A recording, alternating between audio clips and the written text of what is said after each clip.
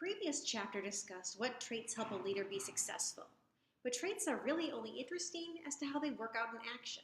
And here, things get a little more complicated, because all kinds of external events can affect an organization, some quite unexpectedly, and we judge leaders on how they react to those events.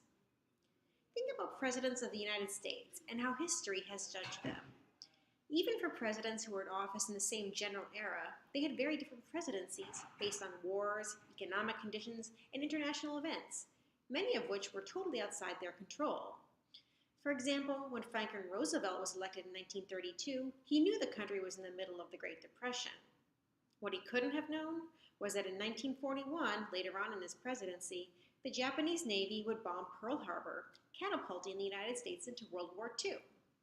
Some other presidents, on the other hand, were lucky enough to be in office during less dramatic times. Of course, most people in leadership aren't deciding whether or not to go to war, but many people who do, they define as managers on a day-to-day basis, they fall apart in crises. And whatever that looks like in their line of work. That might be a blizzard that closes the store down for a day. It might be having several employees quit at once. It could be a product recall.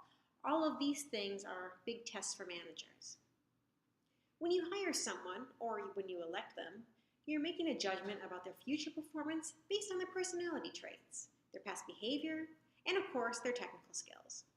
But the best predictor of future behavior is their past behavior. How do you predict how someone will do in a situation they've never been in? That's what we're really trying to do when we promote someone and give them new responsibilities. The good news about behavior is that it's easier to change than traits. Now, I'm not saying it is actually easy. If you've ever tried to break a habit, you know how hard it can be. But much of leadership behavior can be thought of as skills acquisition.